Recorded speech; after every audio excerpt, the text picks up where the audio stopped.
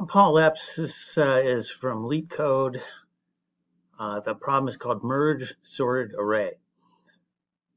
You're given two integer arrays, nums1 and nums2, sorted in non-decreasing order, and two integers, m and n, representing the number of elements in nums1 and nums2 respectively. Merge nums1 and nums2 into a single array sorted in non-decreasing order.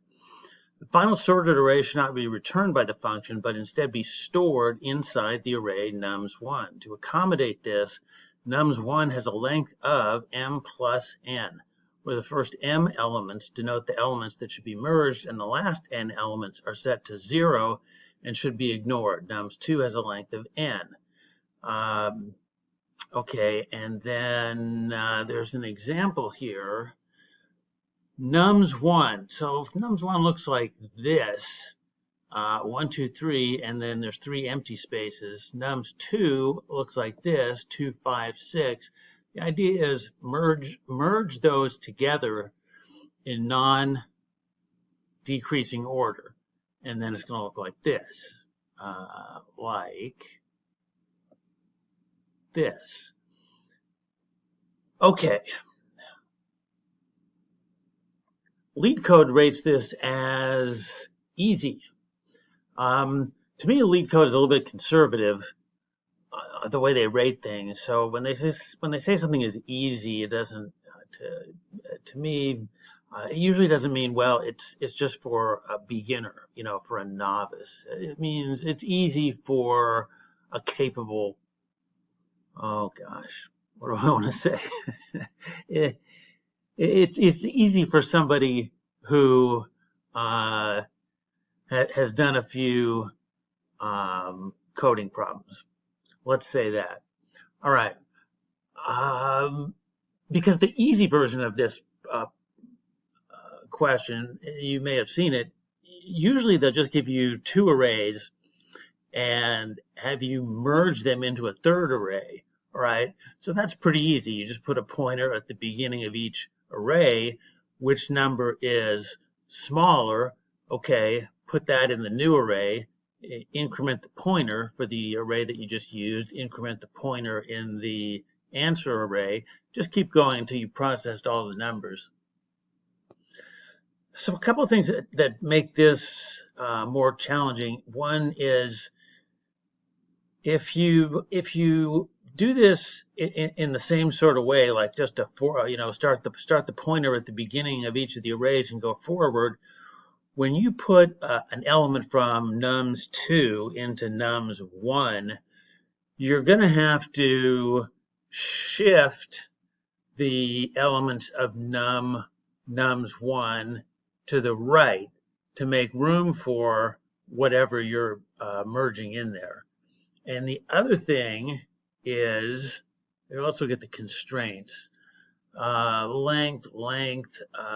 Okay, so they're between 0 and 200. M and N. Yeah, so the lengths of the array between 0 and 200. Total length is between 1 and 200, so we can't have two empty arrays. The numbers in the arrays can be anywhere from negative 10 to the 9th to 10 to the 9th. What is that? Negative 1 billion to a billion. So it could be negative, could be positive, but it could also be 0. So we got to be a little bit thoughtful about the way that we handle zeros, because a 0 is not just a placeholder. In nums1, it can also be a number that needs to be merged. All right, because of some of the issues with going through the arrays from the beginning, trying to merge the numbers from nums2 into nums1 and shifting the numbers in nums1. Let's consider a different approach here, and that is, what if we start at the end of the arrays and move back towards the beginning, loop back towards the beginning. So we're going to use 3 pointers here. We're going to have a pointer for the numbers in nums1, for the numbers in nums2, and for the empty space. All right, and when I say pointers, I mean, in the code, they'll be indexes. So we're going to loop, we're going to set up a loop, and the loop is going to run until we've processed all the numbers in one of the arrays. Now, if we process all the numbers in nums2, then we're done. If we process all the numbers in nums1 and there are still numbers in nums2, then they just go into the empty space. Okay, so yeah, this is one of the examples that they have in the problem. So we loop through here, and what we do is we look to see if the number in nums1 is greater than the number in nums2. In this case, we got 3, we got 6.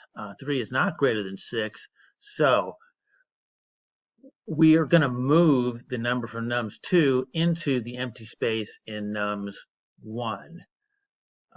I'm going to just make that into a 6. And now we update 2 of the pointers. We update the empty space pointer. We'll update the pointer for the array that we just used. So this pointer is now here. This pointer is now here. All right, same thing again. Is nums1 greater than nums2? And it's not. So again, we'll take the number from nums2 and we'll put it into, we'll put it into nums1. Move the pointers, that. This pointer is now here. This pointer is now here. All right. Is nums1 greater than nums2? In this case, it is. 3 is greater than 2. So we are going to take the 3 and put it into the empty space right here. Okay. We are going to update that pointer. So it's not here anymore. I'm going to have to draw 2 pointers like on top of each other. It's actually here. All right, and you know what? I didn't really need to do that because we got to decrement this pointer now. All right, decrement this pointer. Let me make it a little bit neater. This pointer is now the empty space pointer. This pointer is the nums1 pointer. All right, is nums1 greater than nums2? And it isn't. Notice that we're not looking for greater than or equal to. We're not looking for nums2 greater than nums1. We got to look for nums1 greater than nums2. Because in the case of a tie, which we have here, we've got to take the number from nums2 and put it into wherever the empty space pointer is in nums1. So that means this now goes away and we'll put the number from nums2 here. Now we're going to decrement the nums2 pointer. When we do that, we're going to notice that we don't have any numbers left in nums2. So that's okay. That means we've merged them all into into nums1. Whoa, I didn't intend for that to go away. Can I get it back? I can't. Okay. But anyway, that's we came up with the output that we have here. 1, 2, 2, 3, 5, 6. To see what it would look like in code.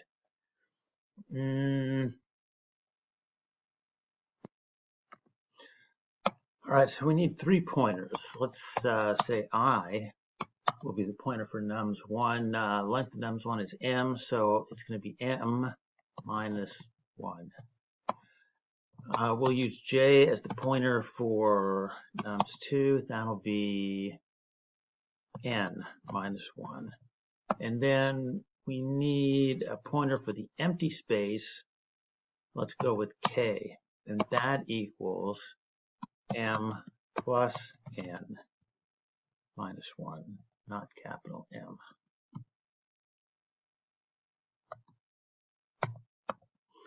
All right. Whoops. While loop. Let's say while j is greater than or equal to 0.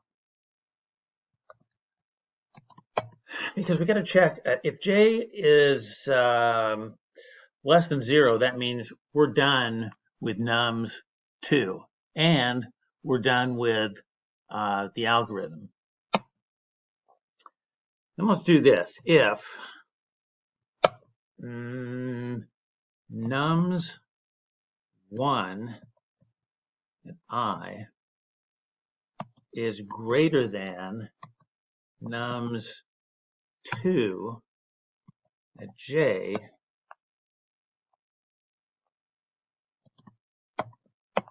then we are going to move the nums1 number into the empty space. So nums1 nums1 k, which we also need to decrement, equals nums1 I, which we need to decrement. There's one more thing that we need to do here. Well, actually, let me hold off on it a second. Else, I'm just going to copy that because it's almost the same thing. Else, what we're going to do is say that nums1k equals nums2 j. All right, we got to check for one more thing, and that is we didn't check to see if we're done with all the numbers in nums1. If we're done with all the numbers in nums1, then all we need to do is just put the rest of the numbers in nums2 into the empty space in nums1. So we can check that here if I is greater than or equal to 0, and because if I is less than 0, we can just drop into the else. The else moves numbers from nums2 to nums1. All right. Let's try this. Let's go with run.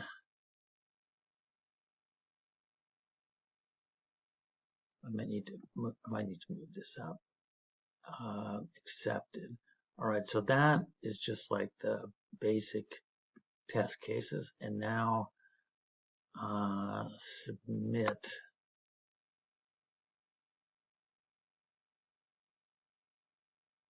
Start this study plan. Not even sure what that means. Okay. Yeah, I gotta move the frame over there. So that is, it's accepted. So yeah, what does that mean? Memory 42.5. All right, runtime. Runtime was very good. Okay.